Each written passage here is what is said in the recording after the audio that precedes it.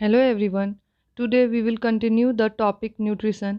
और इस nutrition topic में हम आज हेटरोट्रॉपिक न्यूट्रिशन के बारे में पढ़ते हैं। तो पहले हम लोगों ने इसे डिस्कस किया था दैट हेटरोट्रॉपिक न्यूट्रिशन का मीनिंग होता है कि ऐसे टाइप ऑफ न्यूट्रिशंस जो लिविंग ऑर्गेनिजम्स जो होते हैं वो खुद से अपना खाना जिसमें प्रिपेयर नहीं करते हैं, वो अपने खाना के लिए किसी दूसरे लिविंग ऑर्गेनिजम्स पे डिपेंडेंट होते हैं। तो चलिए इस टॉपिक को हम डिटेल में पढ़ते हैं, फिर इसे समझते हैं। इसमें बोला जा रहा है that each organisms is adapted to its environment के लिए एडेप्टेड होता है। The form of nutritions differs depending on the type and ability of food material as well as how it is obtained by the organisms. For example, whether the food source is stationary such as grasses or mobile such as deer would allow for differences in how the food is assessed and what is nutritive apparatus used by a cow and a lion. यहाँ बोला जाता है कि जो form of nutrition होता है, अलग अलग फॉर्म में न्यूट्रिशन सारे ऑर्गेनिजम्स अपने ऑब्टेन करते हैं। तो यहाँ जो अलग अलग फॉर्म्स क्यों हो जाता है न्यूट्रिशन का, वो डिपेंड करता है फूड मटेरियल्स के अवेलेबिलिटी पे कि वो फूड मटेरियल जो अवेलेबल है वो किस तरीके का है और ऑर्गेनिजम्स के द्वारा वो कैसे ऑब्टेन होता है। जैसे कि कुछ फूड मटेरियल्स जो होते हैं, जैसे कि फूड मटेरियल्स के जो सोर्स होते हैं वो स्टेशनरी होते हैं, जैसे ग्रासेस।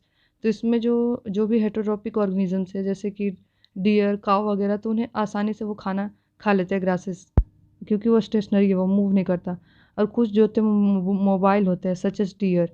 जैसे कि डियर जो होते हैं वो किसका डियर का जब कोई कार्निवोरस एनिमल्स जब इसको खाने खाने जाता है तो वो डियर जो होते हैं मूव करते हैं, वो भागते हैं डियर।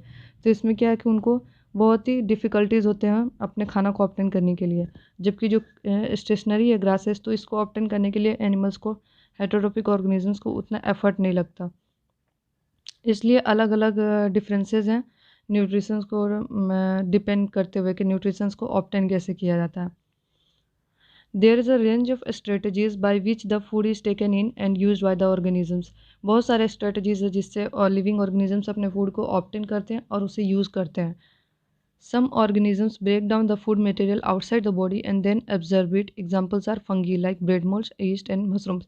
इनमें से कुछ जो हेटेरोट्रॉपिक ऑर्गेनिजम्स है वो क्या करते हैं, फूड मटेरियल्स को जो होते हैं वो बॉडी के बाहर, शरीर के बाहर ही उसे तोड़ देते हैं छोटे छोटे फॉर्म में और फिर उसको अब्जॉर्ब कर लेते हैं। जैसे कि हम उसके एग्जांपल से फंगी, ब्रेड मोल्ड और यीस्ट और मशरूम है। मतलब जितने भी है ये जो ऑर्गेनिजम्स है, फंगी वगैरह, यीस्ट और मशरूम, ये क्या करते हैं कि जो भी उनका जो फूड मटेरियल है उसे अंदर मिला के तोड़ते नहीं हैं, अपने बॉडी के अंदर मिला के उसे छोटे छोटे पार्ट्स में तोड़ के उसको यूटिलाइज नहीं करते हैं। उसे अपने बॉडी से बाहर ही उसे तोड़ देते हैं, इसको बहुत ही छोटे छोटे पार्ट्स में कट कर देते हैं, फिर इसको एब्जॉर्ब करके अपने बॉडी में लेके आते हैं। फिर वो जाके लास्ट में एब्जॉर्ब कर लेते हैं, उसको अपने बॉडी में लाके तोड़ते नहीं है, बाहर के इन्वायरमेंट में ही तोड़ देते हैं, उसे ब्रेक डाउन कर देते हैं स्मॉलर पार्टिकल्स में। Others take in whole material and break it down inside the bodies. और कुछ ऑर्गेनिजम्स जो होते हैं वो पूरे के पूरे जो फूड मटेरियल्स है, ये फूड मटेरियल जो है पूरा, उसे पूरे के पूरे अपने बॉडी के अंदर ले लेते हैं। फिर उसके बाद उस उनके बॉडी के अंदर में ये टूटता है छोटे छोटे फॉर्म में, तब उनके बॉडी के द्वारा यूटिलाइज होता है, जिस प्रोसेस को हम क्या बोलते हैं, डाइजेशन। इन ये जो तरीके का डाइजेशन है उसे हम क्या बोलते हैं, इंटरनल डाइजेशन। मतलब वो अपने बॉडी के अंदर लेते हैं और अपने बॉडी के अंदर उसे छोटे पार्टिकल्स में तोड़ते हैं, फिर उस पार्टिकल्स को एब्जॉर्ब करते हैं। जबकि कुछ ऑर्गेनिजम्स में बाहर में ही टूट जाता है वो, और बाहर से वो सिर्फ फूड मटेरियल्स को एब्जॉर्ब कर लेते हैं। And then some other organisms derives nutrition from plants or animals without killing them. और कुछ कुछ ऑर्गेनिज्म जो होते हैं प्लांट्स और एनिमल्स से अपना न्यूट्रिशन को प्राप्त करते हैं, लेकिन वो प्लांट्स और एनिमल्स को मारते नहीं है। मतलब प्लांट्स और एनिमल्स को बिना मारे उनसे अपने न्यूट्रिशन को ले पाते हैं। जैसे कि हम पैरासाइट्स को देखते हैं, जैसे कि कस्क्यूटा हो गया, टिक्स हो गए, लाइक्स हो गए, लीचेज हो गए, टेपवर्म्स हो गए। कस्क्यूटा जो है एक तरीके का, जिसे हम क्या बोलते हैं, डॉडर प्लांट। डोडर प्लांट भी हम देखे हैं। वो क्या करते हैं कि वो जो प्लांट्स हैं, प्लांट्स के ऊपर में ही अपना हैबिटाट बना के रखे हुए रहते हैं और उनसे अपना न्यूट्रिशन को एब्जॉर्ब करते हैं, बट वो प्लांट को मारते नहीं हैं। उसी तरीके से जो टिक्स और लाइस होते हैं, जैसे कि सर में जुएँ जो होते हैं और लीचेस जो होते हैं हमारे पेट के, मतलब शरीर के अंदर, वो क्या करते हैं, हमारे बॉडीज पार्ट से ही न्यूट्रिशन को ऑब्टेन करते हैं। टिक्स भी हमारे जो लाइस है, टिक्स वगैरह जो है वो हमारे बॉडी पार्ट से ही सारे न्यूट्रिशन को एब्जॉर्ब करते हैं, बट वो हमें मारते नहीं है। तो उस तरीके के ऑर्गेनिजम्स को हम पैरासाइटिक ऑर्गेनिजम्स बोलते हैं, जो ऑर्गेनिजम्स फूड अपने अदर लिविंग ऑर्गेनिजम्स ऑप्टेन करते हैं लेकिन बिना उन्हें किल किए। उनके एग्जाम्पल्स याद रखना बहुत ही ज़रूरी है। लाइक ऑर्गेनिजम्स जो बाहर में अपना डाइजेशन करते हैं, इंटरनल डाइजेशन जिनका नहीं होता है, वो उनका एग्जाम्पल्स, और ये ऑर्गेनिजम्स जो पैरासिटिक होते हैं, एग्जाम्पल्स याद करना बहुत ज़रूरी है। अब आ जाते हैं हम अपने नेक्स्ट टॉपिक पे, जिसका नाम है that how do organisms obtain their nutrition. जितने भी ऑर्गेनिजम्स अपने न्यूट्रिशन को ऑप्टेन कैसे करते हैं। ये हम अमीबा का पिक देख रहे हैं, अब इस पिक्चर को भी डिस्कस करेंगे डिटेल में। That since the food and the way it is obtained differ, the digestive system is different in various organisms। बोला जाता है कि जो फूड जो होता है ऑप्टेंड होता है वो बहुत ही अलग अलग तरीक़ों से और अलग अलग तरीके का फूड ऑप्टेन किया जाता है, इसलिए जो डाइजेस्टिव सिस्टम होते हैं अलग ऑर्गेनिजम्स में वो डिफरेंट होते हैं।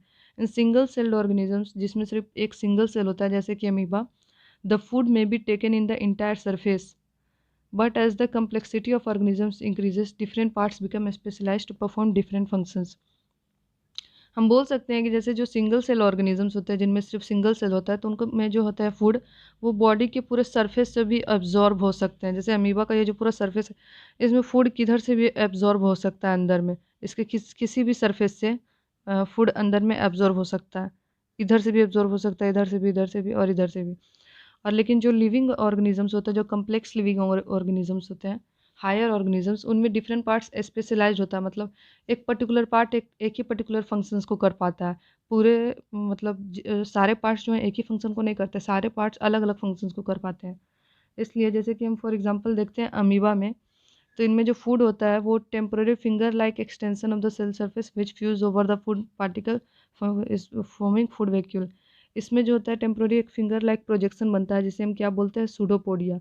सूडोपोडिया जो होता है फूड मटेरियल, अगर जो देखे इस पिक्चर को हम ध्यान से, तो इसमें देखते हैं कि यहाँ एक अमीबा है, फिर यहाँ फूड मटेरियल्स है। धीरे धीरे इस अमीबा में से फिंगर लाइक प्रोजेक्शंस निकलते हैं इसके सरफेस से, जिसे हम सूडोपोडिया बोलते हैं, और ये इस फूड मटेरियल्स को कवर कर लिया, फिर उसको ये फूड को अपने अंदर ले लेता है एज ए फूड वैक्यूल, फिर इसको यूटिलाइज कर लेते हैं अपने ग्रोथ के लिए।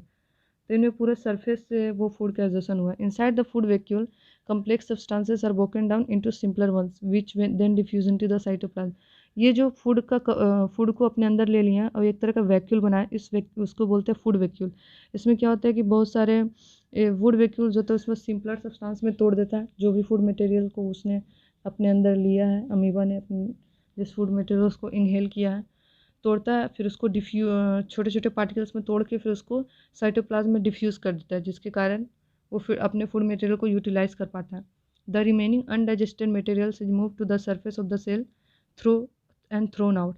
और जो उसमें वेस्ट मटेरियल बच जाते हैं वो सरफेस जो होते हैं सेल के, उससे जैसे कि जिस तरीके से फूड उसमें इंटर किया सूडोपोडिया बना के, तो उसमें जो वेस्ट मटेरियल फिर बनते हैं वो भी वैक्यूल्स बना के शरीर के जो सरफेस है इसका, ये जो सरफेस है इसका, बोल सकते हैं हम, ये जो सरफेस है, इससे वो जो वेस्ट मटेरियल होता है वो वैक्यूल बना के निकल जाते हैं, जिसे हम एक्सक्रीटरी वैक्यूल्स बोलते हैं, वो सब निकल जाते हैं। वेस्ट मटेरियल भी फूड वैक्यूल से वैक्यूल के फॉर्म में जाते हैं, और वेस्ट मटेरियल्स भी वैक्यूल के फॉर्म में सरफेस से निकल जाते हैं।